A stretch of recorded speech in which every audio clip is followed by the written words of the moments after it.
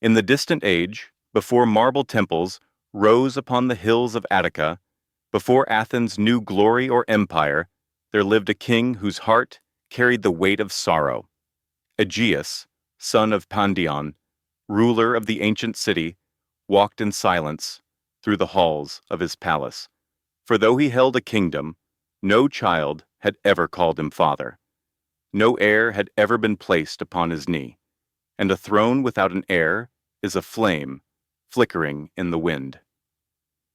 So the king rose one morning, wrapped his cloak around his shoulders, and journeyed eastward toward the holy sanctuary of Delphi. There, beneath the shadow of the sacred cliffs, the oracle of Apollo spoke in riddles as she had done for countless generations. Aegeus bowed his head and asked the gods why no son had been granted to him. The priestess inhaled the vapors of prophecy and answered with a voice not her own. Loose not the wineskin's mouth until you reach the height of Athens. The words struck Aegeus like smoke upon the wind, visible for a breath, lost in the next. He asked for clarity, but the oracle spoke no more. The riddles of Apollo were never given twice. So the king departed Delphi, uncertain, frustrated, his heart echoing with questions the gods refused to answer, and on his journey homeward, Aegeus turned aside to the city of Troizen, ruled by the wise and subtle King Theseus. The old king listened to the riddle, closed his eyes, and smiled the smile of a man who understands what others cannot see. He knew that the oracle warned Aegeus not to lie with a woman until he returned to Athens. For the next union he formed would produce the child destined to rule. But Theseus, cunning beyond mortal measure, had long wished for a bond between his house and Athens. So he called forth his daughter, Aethra, a maiden of bright spirit and gentle bearing. And that night, after cups of wine had loosened the king's resolve, Aegeus lay with Aethra in the chambers overlooking the sea. Yet the gods had their own designs. For Poseidon, the earth-shaker, the lord of the deep and father of storms, walked the same path that night. He too came to Aethra, and the maiden, touched by mortal and god alike, conceived a child of uncertain lineage. When dawn rose, Aegeus felt a heaviness in his soul. He sensed destiny moving in the chambers of Troizen. Before departing, he placed beneath a massive boulder a sword of bronze and a pair of sandals, wrought in noble craft. He turned to Aethra and spoke, "If a son is born to you, raise him in silence. Let him seek no father. And when he grows strong enough to lift the stone beneath which these tokens lie, send him to Athens. For the boy who claims these gifts shall be my heir."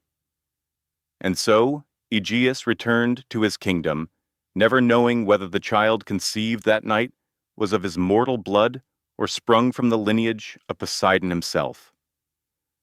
Time passed, and Aethra bore a son, a child whose eyes reflected the calm of the sea and whose limbs held the promise of strength yet to come. She named him Theseus. Years flowed like rivers to the sea. The boy grew tall, swift, and fearless. Though he never knew his father, he felt destiny whisper his name whenever he gazed upon the distant horizon. On the day Theseus reached manhood, Aethra led him to the great stone. With hands steady and breath sharp as the sea breeze, Theseus placed his fingers beneath its edge. He lifted. The earth trembled, pebbles danced, and the stone rose. Beneath it lay the sword and the sandals of his father. Aethra revealed the truth, and Theseus's heart burned with purpose. He vowed to journey to Athens and claim his birthright. But the road to Athens was not a gentle road. It wound through wild lands where savage men and monstrous spirits preyed upon the innocent. Theseus refused the safer passage by sea. He chose the land route, the path of heroes, to cleanse the coast of evil and prove himself worthy of the throne. The first terror he faced was Periphetes, the club-bearer of Epidaurus, a giant whose iron rod had shattered countless skulls. Theseus met him upon a lonely road. The giant roared and swung his great club, but Theseus, nimble as the wind, caught the weapon's handle, twisted it from his foe's grasp, and struck him down with his own iron. Thus fell Periphetes, and Theseus continued his long march. Next came Sinis, the pine-bender of Corinth. This cruel man tied travelers to bending trees and flung them across the land as playthings for death. Sinis laughed when he saw Theseus, but the hero seized him, bound him as he had bound others, and let the pine trees claim him as justice for all he had slain. Further along the coast, the monstrous sow Phaia ravaged the land with ferocity unmatched. Theseus hunted the beast and slew it with a single, merciful strike. And then came Siren, the traitor who forced travelers to wash his feet upon the cliffs before kicking them to the rocks below, where a monstrous turtle awaited. But Theseus cast Siren from his own cliffs, and the turtle tasted justice. He then met Cercyon, the wrestler, whose strength had broken the bones of every man who dared face him. But Theseus was both strong and wise. He learned his opponent's movements, turned them against him, and crushed the cruel wrestler upon the sand. Last came Procrustes, the keeper of the iron beds, a man whose hospitality masked cruelty beyond mortal measure. If a guest was too long for the bed, he cut the limbs to fit. If too short, he stretched them without mercy. But Theseus repaid atrocity with justice. He laid Procrustes upon his own bed and delivered the fate he had given so many others. Thus was the road to Athens purified, and the legend of Theseus began to echo across the coasts of Greece. When Theseus arrived in Athens, he walked unrecognized through the gates of his father's palace, for Aegeus had not seen the boy since before his birth. But fate stirred the palace air, and within those halls dwelled danger. Aegeus had taken a new wife, Medea, the feared sorceress of Colchis, the woman whose name carried whispers of blood and fire. She sensed Theseus's identity before Aegeus ever suspected it. Fearful that the young hero would claim the throne for himself, she wove a scheme as dark as night. She told Aegeus that the young stranger was a threat, an assassin, sent to seize the palace. She urged the king to test him. So Aegeus sent Theseus to face the bull of Marathon, a beast of thunderous rage that had killed princes and peasants alike.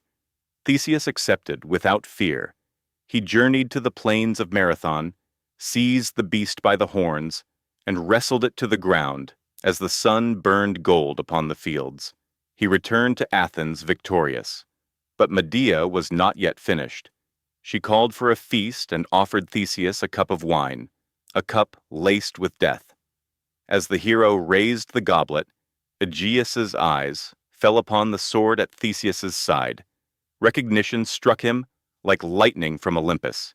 The sword, his sword, the blade he had hidden beneath the stone in Troizen. With a cry that shook the hall, Aegeus struck the cup from Theseus's hand and embraced the young man as his son. Medea fled Athens that night, banished for her treachery. But peace does not linger long in the realms of kings. For Athens lived beneath a shadow, a tribute owed to the island of Crete, ruled by the proud and ruthless King Minos. Every 9th year, 7 young men and 7 maidens were sent into the Labyrinth, a maze crafted by Daedalus, the master artisan, where dwelled the Minotaur, the beast born of curse and shame, half man, half bull. The people cried out in despair as the time of the tribute drew near, but Theseus rose, his voice calm as marble and fierce as the sea. "I will go," he said. "I will end this terror. I will free Athens from its sorrow." Aegeus's heart trembled at the words.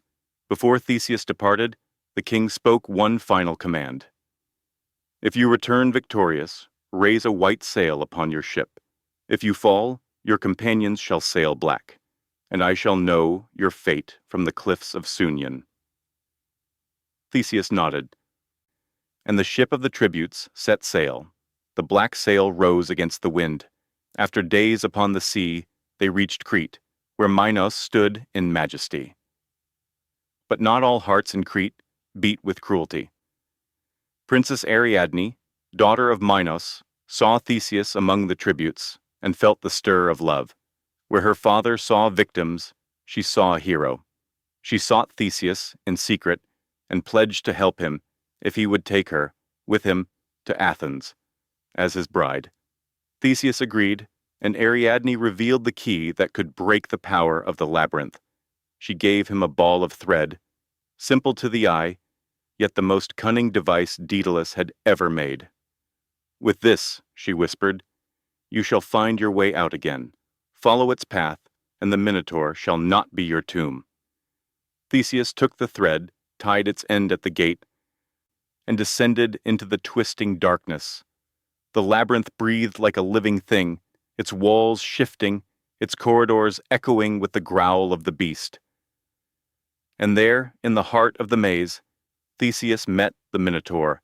The creature roared, a sound like mountains breaking. But the hero charged, grappling with the beast in a clash of flesh and fury. No brazen spear, no shield of bronze, only the hands of a hero against the curse of a kingdom. At last, with strength granted by gods or destiny, Theseus drove the monster to the earth and ended its life. He followed the thread back to Ariadne, to the tributes, and together they fled to the ship. But destiny is ever cruel to mortal joy. On the Isle of Naxos, the god Dionysus beheld Ariadne. Her beauty stirred the god's immortal longing. He claimed her for himself, calling her fate to Olympus and leaving Theseus in sorrow. The hero sailed onward, his heart heavy as the stones of Crete. And in his grief, he forgot the promise he made to his father, forgot the sail that would signal his safe return. As the ship approached the shores of Attica, the black sail billowed in the wind. Aegeus, standing upon the cliffs of Sunion, saw the dark omen and believed his son dead. His cry rose like a broken wind. And in despair, the king cast himself into the sea, which from that day was named the Aegean. When Theseus stepped upon the shores of Athens and learned of his father's death, his heart broke as none had ever seen. Yet the city needed a king, and Athens, struck by tragedy, turned its eyes to the young hero. Thus, Theseus, son of Aethra, son of Aegeus, perhaps son of Poseidon, ascended the throne. He ruled with wisdom, he forged unity among the tribes of Attica, he laid the foundations for the great city Athens would one day become, a city of thought, strength, art, and destiny. And though the bards would one day sing of Hercules, of Achilles, of Odysseus, the name of Theseus endures in equal glory. For he was the hero who walked the road of monsters, entered the depths of the labyrinth, fought the beast of Crete, and rose from sorrow to lead a people. He was the son of two worlds, the mortal and the divine, bound by fate, grief, and honor. And his story, echoing across time, remains carved in the eternal marble of Greek myth.